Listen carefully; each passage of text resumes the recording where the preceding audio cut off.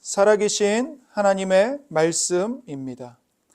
다윗이 온 회중 앞에서 여호와를 송축하여 이르되 우리 조상 이스라엘의 하나님 여호와여 주는 영원부터 영원까지 송축을 받으시옵소서. 여호와여 위대하심과 권능과 영광과 승리와 위엄이 다 주께 속하였사오니 천지에 있는 것이 다 주의 것이로소이다. 여호와여 주권도 주께 속하였사오니 주는 높으사 만물의 머리이심이니이다. 부와 귀가 주께로 말미암고 또 주는 만물의 주제가 되사 손에 권세와 능력이 있사오니 모든 사람을 크게 하심과 강하게 하심이 주의 손에 있나이다. 우리 하나님이여 이제 우리가 주께 감사하오며 주의 영화로운 이름을 찬양하나이다. 나와 내 백성이 무엇이기에 이처럼 즐거운 마음으로 드릴 힘이 있었나이까. 모든 것이 주께로 말미암았사오니 우리가 주의 손에서 받은 것으로 주께 드렸을 뿐이니이다. 우리는 우리 조상들과 같이 주님 앞에서 이방 나그네와 거류민들이라. 세상에 있는 날이 그림자 같아서 희망이 없나이다.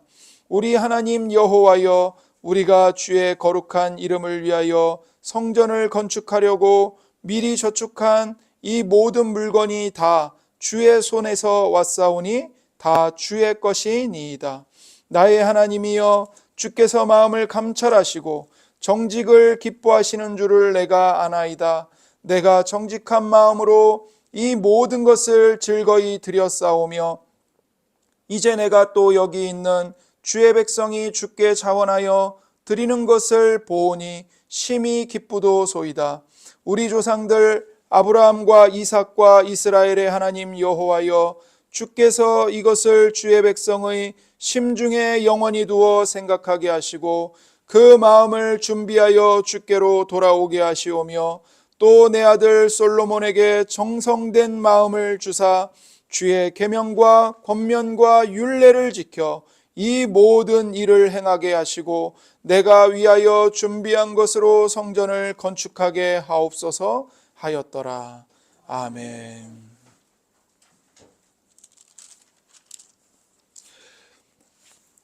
역대상 29장은 다윗의 생애의 마지막에 대한 기록입니다. 이것이 다윗의 인생에 대한 하나님의 평가입니다. 우리가 29장의 내용을 간략하게 살펴보겠습니다.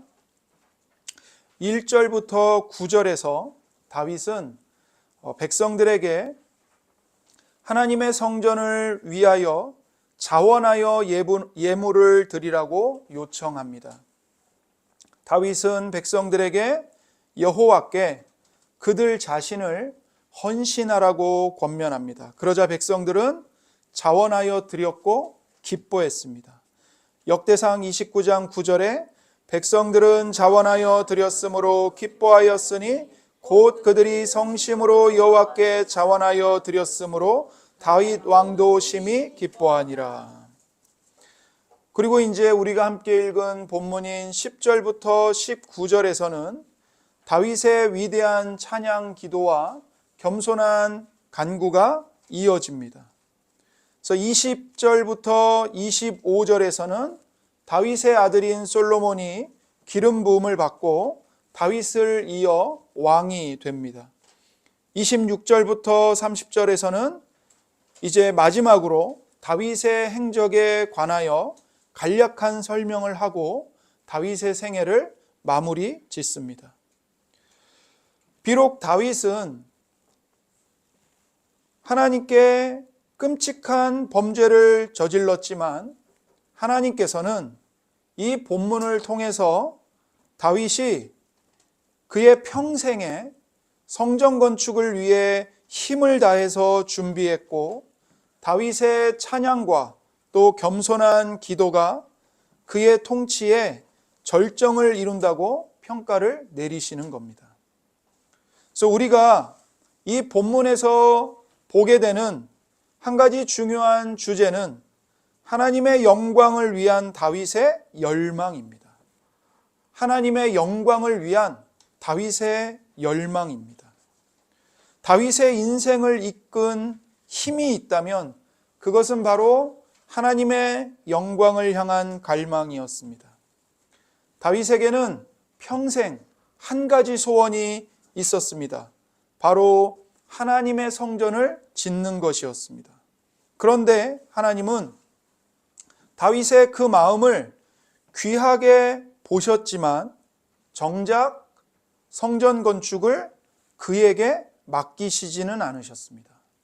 역대상 28장 2절과 3절에 이에 다윗 왕이 일어서서 이르되 나의 형제들 나의 백성들아 내 말을 들으라. 나는 여호와의 언약궤 곧 우리 하나님의 발판을 봉안할 성전을 건축할 마음이 있어서 건축할 재료를 준비하였으나 하나님이 내게 이르시되 너는 전쟁을 많이 한 사람이라 피를 많이 흘렸으니 내 이름을 위하여 성전을 건축하지 못하리라 하셨느니라. 내 이름을 위하여 성전을 건축하지 못하리라. 다윗은 하나님의 결정을 겸허하게 받아들였습니다. 그 대신 아들 솔로몬이 그 일을 할 수 있도록 자신이 할 수 있는 모든 준비를 다 해놓고 떠나기를 원했습니다. 그래서 역대상 29장 1절과 5절에 보시면 다윗 왕이 온 회중에게 이르되 내 아들 솔로몬이 유일하게 하나님께서 택하신 바 되었으나 아직 어리고 미숙하며 이 공사는 크도다. 이 성전은 사람을 위한 것이 아니요 여호와 하나님을 위한 것이라. 내가 이미 내 하나님의 성전을 위하여 힘을 다하여 준비하였나니 곧 기구를 만들 금과 은과 놋과 철과 나무와 또 만호와 가공할 검은 보석과 채석과 다른 모든 보석과 옥돌이 매우 많으며 성전을 위하여 준비한 이 모든 것 외에도 내 마음이 내 하나님의 성전을 사모함으로 내가 사유한 금, 은으로 내 하나님의 성전을 위하여 드렸노니 곧 오빌의 금 3,000달란트와 수는 7,000달란트라. 모든 성전벽에 입히며 금, 은그릇을 만들며 장인으로 손으로 하는 모든 일에 쓰게 하였노니 오늘 누가 즐거이 손에 채워 여호와께 드리겠느냐 하는지라. 여기 보면 다윗이 얼마나 하나님의 성전을 사모하는지를 우리가 알게 됩니다. 그래서 다윗은 하나님의 성전을 위하여 힘을 다해 준비했다고 말합니다. 반복해서 말하죠. 역대상 29장 19절에도 또 내 아들 솔로몬에게 정성된 마음을 주사 주의 계명과 권명과 율례를 지켜 이 모든 일을 행하게 하시고 내가 위하여 준비한 것으로 성전을 건축하게 하옵소서 하였더라. 정말 다윗의 고백대로 그는 자신이 평생 모은 모든 전 재산을 자기가 할 수 있는 최선을 다해서 모든 재료를 준비하여 하나님께 드렸습니다. 자기가 성전을 지을 수 있는 것도 아닌데 하나님은 너는 내 성전을 지을 수 없다라고 단호하게 거절하셨는데 다윗은 왜 이렇게 최선을 다해서 그 모든 준비를 다 했을까요? 그 이유는 다윗이 하나님을 진심으로 사랑했기 때문입니다. 다윗은 시편에서 하나님에 대한 그의 사랑과 갈망을 고백합니다. 시편 16편 2절입니다. 내가 여호와께 아뢰되 주는 나의 주님이시오니 주밖에는 나의 복이 없다 하였나이다. 시편 40편 8절 나의 하나님이여 내가 주의 뜻 행하기를 즐기오니 주의 법이 나의 심중에 있나이다 하였나이다. 시편 62편 1절 나의 영혼이 잠잠히 하나님만 바라며 나의 구원이 그에게서 나오는도다. 시편 143편 5절 6절 내가 옛날을 기억하고 주의 모든 행하신 것을 읊조리며 주의 손이 행하는 일을 생각하고 주를 향하여 손을 펴고 내 영혼이 마른 땅같이 주를 사모하나이다. 다윗은 이처럼 한결같이 하나님을 사랑하고 그 하나님에 대한 자신의 사랑을 고백하고 그 하나님의 사랑을 더욱더 맛보고 경험하기를 갈망하면서 평생을 살았던 사람입니다. 그렇기 때문에 정작 본인이 하나님의 성전을 지을 수 없다 할지라도 설령 하나님으로부터 너는 내 성전을 지을 수 없다라고 거절을 당했다 할지라도 다윗의 마음에 이 하나님에 대한 사랑이, 하나님에 대한 갈망이 뜨거웠기 때문에, 그리고 그것이 진실했기 때문에 그 성전 건축을 위한 재료를 다 준비했던 겁니다. 그래서 여러분, 우리가 역대하로 가서 읽어보면요, 솔로몬이 성전을 짓는데 솔로몬이 따로 성전 건축을 위한 재료를 준비한 내용이 안 나옵니다. 무슨 뜻이죠? 다윗이 평생 준비한 것으로 차고 넘쳤던 거예요. 차고 넘쳤어요. 다윗은 한결같이 하나님을 사랑하고 갈망했습니다. 사람의 인생은 그가 무엇을 갈망하며 사느냐에 따라 마지막이 결정됩니다. 무엇을 가장 소중히 여기며 살아왔는지는 결국 인생의 끝에서 드러납니다. 다윗의 삶이 그것을 보여줍니다. 그는 하나님의 영광을 위한 열망으로 자신의 모든 걸 하나님께 헌신하며 살았습니다. 그리고 그 갈망이 그의 인생을 그렇게 마무리하게 만들었습니다. 다윗의 인생은 한마디로 하나님을 빼고는 설명이 안 됩니다.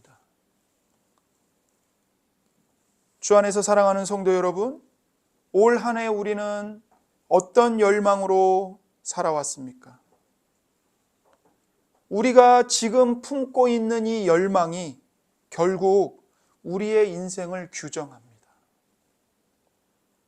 우리가 새해를 맞이하면서 우리 마음에 다시 한번 다짐을 했으면 좋겠습니다. 하나님, 하나님의 영광을 위해 살고 싶습니다. 하나님의 영광을 위한 열망으로 살고 싶습니다. 이 다짐을 하는 여러분이 되기를 주님의 이름으로 축복합니다. 본문은 우리에게 최상의 삶이 무엇인지를 가르쳐 줍니다. 최상의 삶은 무엇인가? 그것은 바로 하나님을 하나님으로 인정하며 사는 삶입니다. 한마디로 말하면 예배입니다. 예배. 예배는 그냥 자리에 앉아 있는 게 아닙니다. 하나님이 정말 하나님이시라는 걸 인정하며 사는 삶 전체가 바로 예배입니다. 하나님을 하나님으로 인정하지 않으면 그 자리에 반드시 다른 게 들어옵니다.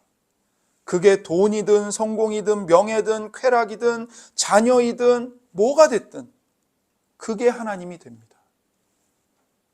그러면 그 사람은 그걸 위해서 인생을 다 바칩니다. 다윗은 왕이 될 약속을 받았지만 그 왕자조차도 하나님 자리를 대신하도록 놔두지 않았습니다. 그는 하나님을 자신의 왕으로 모셨고 하나님 한 분으로 만족하며 살기를 소원했던 사람이었기 때문입니다. 그래서 인생의 마지막에 다윗은 이렇게 고백합니다. 10절부터 12절입니다. 다윗이 온 회중 앞에서 여호와를 송축하여 이르되 우리 조상 이스라엘의 하나님 여호와여, 주는 영원부터 영원까지 송축을 받으시옵소서. 여호와여, 위대하심과 권능과 영광과 승리와 위엄이 다 주께 속하였사오니 천지에 있는 것이 다 주의 것이로소이다. 여호와여, 주권도 주께 속하였사오니 주는 높으사 만물의 머리이심이니이다. 부와 귀가 주께로 말미암고 또 주는 만물의 주제가 되사 손에 권세와 능력이 있사오니 모든 사람을 크게 하심과 강하게 하심이 주의 손에 있나이다. 아멘. 11절에서 다윗이 뭐라고 고백합니까? 모든 권능과 영광과 승리와 위엄이 다 하나님께 속해 있으니 천지에 있는 것이 다 주의 것이라고 말합니다. 다윗은 지금 이렇게 말하는 거예요. 제가 가진 것들은 다 하나님께서 주신 은혜입니다. 이렇게 고백을 하는 겁니다. 디모데전서 1장 17절에서도 하나님에 대해 이렇게 말하죠. 영원하신 왕 곧 썩지 아니하고 보이지 아니하고 홀로 하나이신 하나님께 존귀와 영광이 영원 무궁하도록 있을지어다. 아멘. 존귀와 영광이 영원 무궁하도록 누구의 것입니까? 홀로 하나이신 하나님의 것입니다. 요한계시록 5장 13절 모든 피조물이 이르되 보좌에 앉으신 이와 어린 양에게 찬송과 존귀와 영광과 권능을 세세토록 돌릴지어다. 어린 양이신 예수님께 찬송과 존귀와 영광과 권능을 세세토록 돌리면서 이 모든 게 다 주님의 것입니다라고 찬송합니다. 그래서 하나님께서 이 모든 걸 갖고 계시기 때문에 다윗을 이어 왕이 된 솔로몬에게 이렇게 말씀하셨습니다. 역대하 1장 12절 그러므로 내가 내게 지혜와 지식을 주고 부와 재물과 영광도 주리니. 열왕기상 3장 13절 내가 구하지 아니한 부귀와 영광도 내게 주노니. 지혜와 지식, 부와 재물과 영광, 이 모든 부귀와 영광이 다 하나님의 것이기 때문에 하나님께서 주신다는 겁니다. 너에게 주겠다. 로마서 11장 36절 이는 만물이 주에게서 나오고 주로 말미암고 주에게로 돌아감이라 그에게 영광이 세세에 있을지어다. 아멘. 만물이 누구에게서 나와요? 주님에게서 나옵니다. 그 만물이 누구로 말미암아 유지됩니까? 주로 말미암아 유지되고 보존됩니다. 그리고 마지막에는 누구에게로 돌아갑니까? 주님에게로 돌아갑니다. 그러니 주님께 영광이 세세에 있을지어다. 아멘. 이렇게 고백하는 거예요. 여러분, 이것이 예배입니다. 이것이 예배입니다. 다윗은 이처럼 하나님만이 만유의 주제이시고 자기 힘으로 된 게 하나도 없다고 고백합니다. 하나님 한 분만이 모든 것의 주인 되심을 인정하는 삶이 바로 예배입니다. 만물이 주에게서 나오고 주로 말미암고 주에게로 돌아갑니다. 이게 바로 예배예요. 그리고 그것을 인정하며 사는 게 예배하는 삶입니다. 그래서 본문은 우리에게도 묻습니다. 잘 될 때나 안 될 때나 여전히 하나님을 하나님으로 인정하고 있는가? 이 질문을 우리에게 하는 겁니다. 본문이.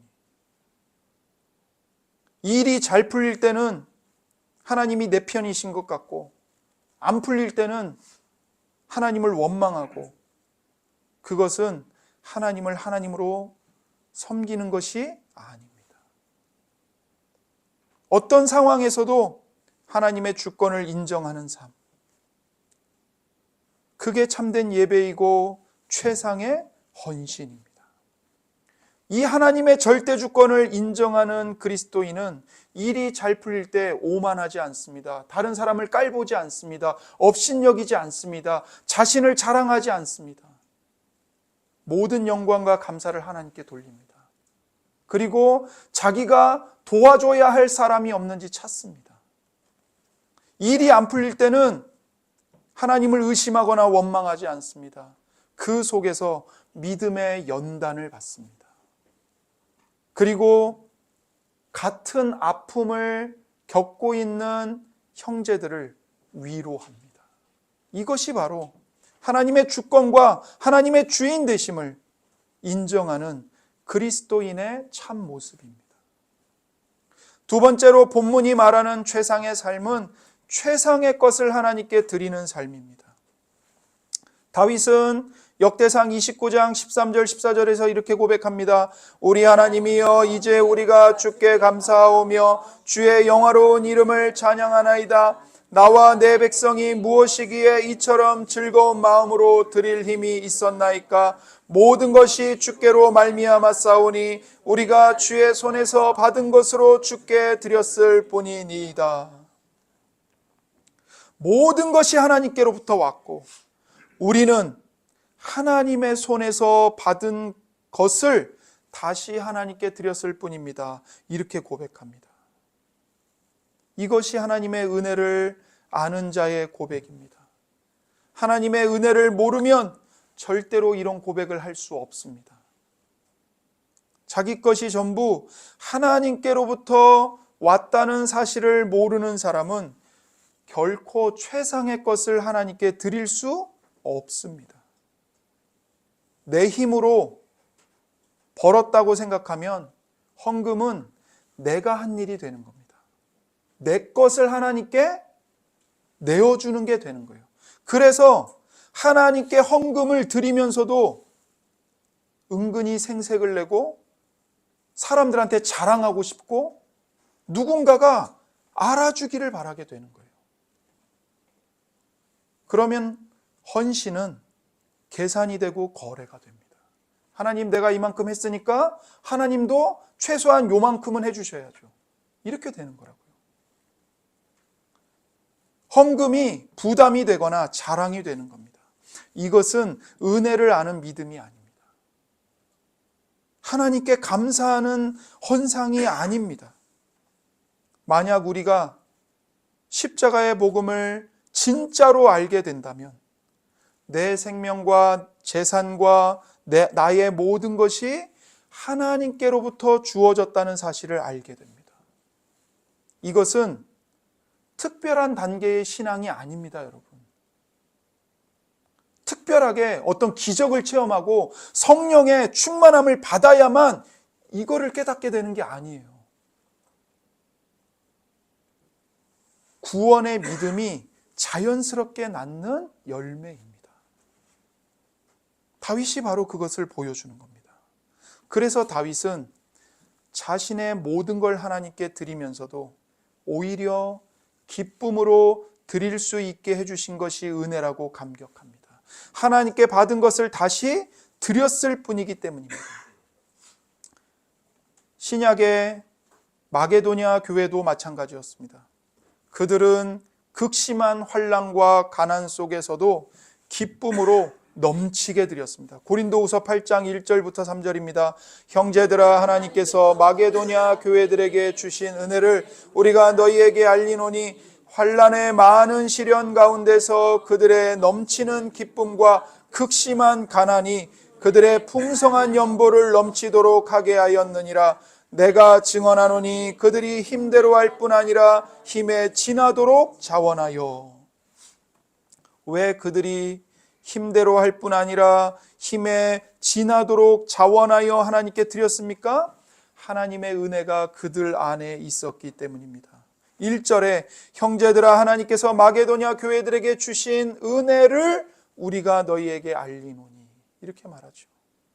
그렇다면 하나님께서 교회에 주신 은혜가 무엇입니까? 고린도후서 8장 9절입니다. 우리 주 예수 그리스도의 은혜를 너희가 알거니와 부요하신 이로써 너희를 위하여 가난하게 되심은 그의 가난함으로 말미암아 너희를 부요하게 하려 하심이라. 하나님이 우리에게 주신 은혜가 무엇입니까? 부요하신 예수님이 우리를 위하여 가난하게 되신 것입니다. 예수님이 우리를 위해 어떻게 가난하게 되셨습니까? 빌립보서 2장 6절에서 8절입니다. 그는 근본 하나님의 본체시나 하나님과 동등됨을 취할 것으로 여기지 아니하시고 오히려 자기를 비워 종의 형체를 가지사 사람들과 같이 되셨고 사람의 모양으로 나타나사 자기를 낮추시고 죽기까지 복종하셨으니 곧 십자가에 죽으심이라. 아들 하나님이신데, 영원한 하나님이신데 그 하나님이신 예수님이 오히려 자기를 비워서 종의 형체가 되셔서 우리와 똑같은 사람이 되신 겁니다. 자기를 낮추시되 십자가에서 죽기까지 하나님께 복종하셨습니다. 이것이 예수님이 가난해지신 거예요.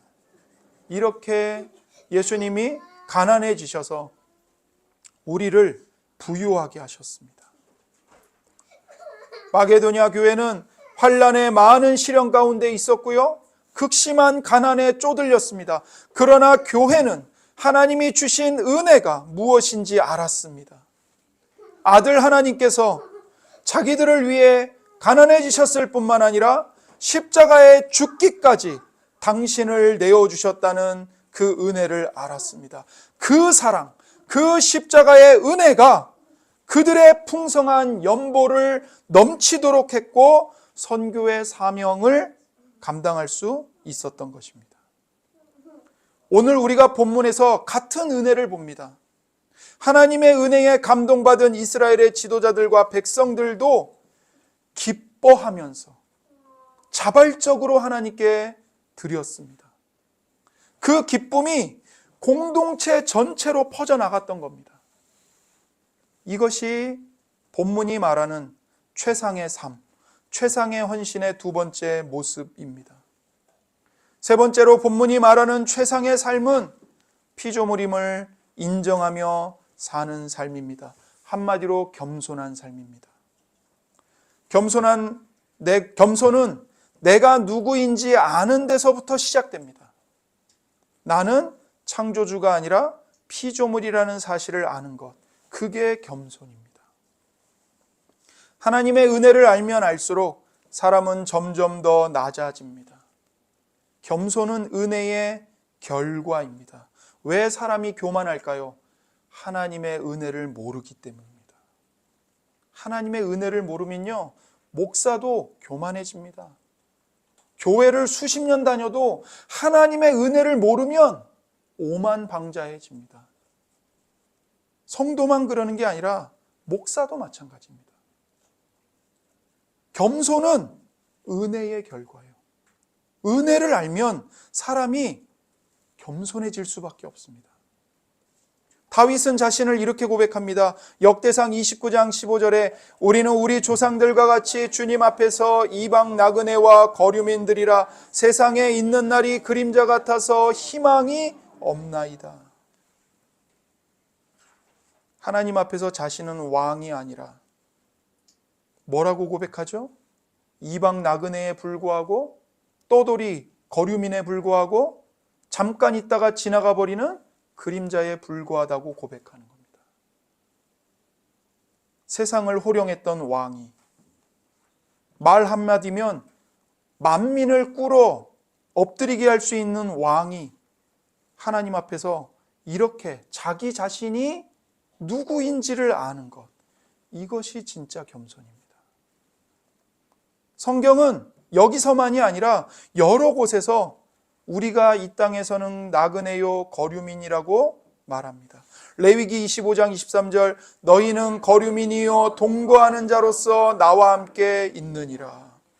히브리서 11장 13절 이 사람들은 다 믿음을 따라 죽었으며 약속을 받지 못하였으되 그것들을 멀리서 보고 환영하며 또 땅에서는 외국인과 나그네임을 증언하였으니. 베드로전서 2장 11절 사랑하는 자들아 거류민과 나그네 같은 너희를 권하노니 영혼을 거슬러 싸우는 육체의 정욕을 제어하라. 여러분, 우리가 아무리 부동산이 많고 계좌에 셀 수 없을 만큼의 돈이 들어있다 할지라도요, 권력을 갖고 있다 할지라도 모든 사람은 이 땅에서 하나님 앞에서 나그네일 뿐이고 외국인일 뿐이고 거류민일 뿐입니다. 잠깐 있다가 가는 거예요. 잠깐 있다가 가는 거예요. 영원히 이 땅에서 부귀영화를 누리며 살 것처럼 생각해서는 안 돼요. 또 성경은 모든 사람이 그림자 같다고 말합니다. 욥기 14장 2절입니다. 그는 꽃과 같이 자라나서 시들며 그림자같이 지나가며 머물지 아니하거늘. 그림자같이 지나갑니다. 영원히 머물지 않습니다. 시편 102편 11절 내 날이 기울어지는 그림자 같고 내가 풀에 시들어짐 같으니이다. 시편 144편 4절 사람은 헛것 같고 그의 날은 지나가는 그림자 같으니이다. 여러분, 그림자는 햇빛이 비칠 때만 잠깐 있고 햇빛이 사라지면 그림자도 사라져버립니다. 그래서 그림자는 아무것도 아닙니다. 다윗은 자신이 이렇게 지나가는 그림자에 불과할 뿐임을 알았습니다. 그래서 그는 겸손할 수 있었습니다. 우리도 이 사실을 알아야 합니다. 하나님이 부르시면 우리는 지금 붙들고 있는 모든 것 다 내려놓고 그림자처럼 떠나야 하는 존재입니다. 그러니 지위나 명예나 물질로 권력으로 자신을 착각해서는 안 됩니다. 하나님 앞에서 우리는 모두 다 그림자 같은 인생입니다. 이 사실을 알고 겸허하게 살아가는 것, 이것이 본문이 말하는 최상의 삶, 최상의 헌신입니다. 최상의 삶은 하나님을 하나님으로 인정하며 사는 예배의 삶입니다. 세상의 것을 하나님께 드리는 헌신의 삶입니다. 그리고 자신이 하나님 앞에서 누구인지를 아는 겸손한 삶입니다. 이것이 바로 최상의 삶입니다. 이 최상의 삶을 올 새해, 우리에게 새롭게 주어지는 새해 동안 살아가시는 여러분이 되기를 주의 말씀으로 축복합니다. 그리고 여러분이 이렇게 살기를 다짐하고 살아갈 때 하나님이 여러분을 그냥 내버려 두시지 않으십니다. 하나님이 책임져 주시고요, 여러분의 삶에 기쁨을 주십니다. 기쁨을 주세요. 여러분, 본문은 기쁨과 즐거움, 감사와 감격, 노래로 가득합니다. 다윗은 하나님 앞에서 기쁨을 감추지 않습니다. 역대상 29장 9절, 백성들은 자원하여 드렸으므로 기뻐하였으니 곧 그들이 성심으로 여호와께 자원하여 드렸으므로 다윗 왕도 심히 기뻐하니라. 백성들도 기뻐했고요, 다윗 왕도 기뻐하고 기뻐했어요. 역대상 29장 17절, 나의 하나님이여 주께서 마음을 감찰하시고 정직을 기뻐하시는 줄을 내가 아나이다. 내가 정직한 마음으로 이 모든 것을 즐거이 드렸사오며 이제 내가 또 여기 있는 주의 백성이 주께 자원하여 드리는 것을 보오니 심히 기쁘도소이다. 이 17절에서는 하나님의 기쁨이 등장하고 백성들이 자원하는 기쁨이 등장하고 그 모습을 보는 왕의 기쁨이 등장합니다. 보십시오. 억지로 하지 않습니다. 왕이 권력으로 강압적으로 찍어 눌러서 하는 게 아닙니다. 즐거이 자원하여 기쁨으로 드립니다. 그리고 그 모습을 보면서 하나님도 기뻐하시고 왕도 기뻐하는 모습입니다. 심히 기뻐합니다. 불평과 원망으로 사는 인생이 아니라 하나님이 주신 것으로 자족하며 감사하고 그 가운데 최상의 것을 드리며 기뻐하는 인생입니다.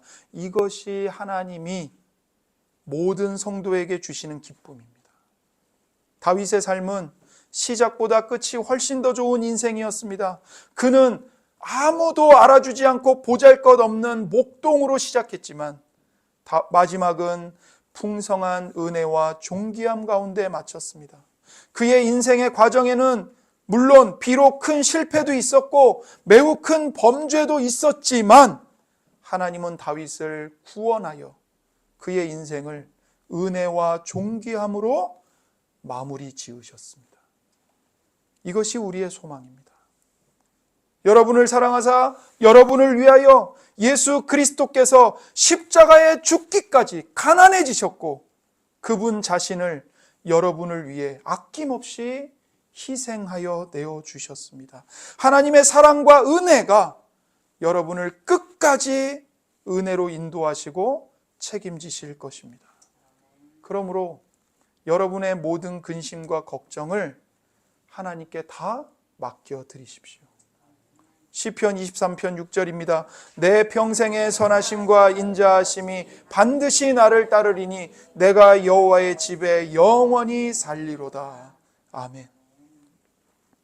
이 고백은 다윗이 자기 인생의 말년에 하나님께 드린 찬양입니다. 내 평생에 선하심과 인자하심이 반드시 나를 따르리니 내가 여호와의 집에 영원히 살리로다. 다윗의 고백대로, 다윗의 평생에 다윗을 따라다녔던 여호와의 선하심과 인자하심이 반드시 여러분을 따라다닐 것입니다. 지금 여러분과 함께하고 있습니다. 여러분이 여호와의 집에 영원히 살도록 하나님께서 어제도 오늘도 내일도 여러분과 함께하시며 여러분을 여호와의 집으로 인도하고 계십니다. 그러니 이 약속을 신뢰하고 믿음으로 붙드시고 이 약속을 마음에 되새기며 이 약속을 날마다 묵상하며 하루하루를 걸어가십시오. 기도하겠습니다. 은혜롭고 자비로우신 하나님 아버지, 감사합니다. 우리가 지난 한 해를 돌아볼 때 우리 안에 후회와 눈물이 또 죄책감이 우리를 사로잡음을 고백합니다. 그러나 하나님, 다시 한번 눈을 들어 우리를 사랑하사 우리를 위하여 십자가에 못 박히시고 무덤에 장사되시고 제3일에 부활하신 예수 그리스도를 바라봅니다. 하나님, 예수님의 십자가의 보혈과 하나님의 영원하신 약속의 말씀과 또 하나님께서 우리에게 큰 선물로 주신 성령 하나님께서 우리의 마음을 새롭게 하여 주옵소서. 하나님의 약속의 말씀으로 우리의 이 가난한 심령, 두려움과 걱정에 쪼들려 있는 우리의 심령과 우리의 육체와 우리의 삶을 하나님의 복음의 말씀으로 회복시켜 주옵소서. 성령으로 충만하게 하시고 하나님을 사랑하는 마음으로 충만하게 하시고 지극히 강하고 담대한 마음으로 충만하게 하시고 오직 하나님께서 우리에게 주신 모든 은혜의 말씀, 계명의 말씀을 붙들고 좌로나 우로나 치우치지 아니하고 하나님의 말씀에 순종함으로 우리가 어디를 가든지 하나님이 우리와 함께 하셔서 형통하게 하시고 하나님의 뜻이 이루어지게 하시고 하나님의 은혜로 승리하게 하여 주옵소서. 우리가 어디에 있든 어떤 형편에 살든 하나님을 사랑하고 이웃을 사랑함으로 예수님의 향기를 바라게 하시고 하나님의 이름을 영화롭게 하게 하여 주옵소서. 모든 은혜에 감사하며 우리 구주 예수 그리스도의 이름으로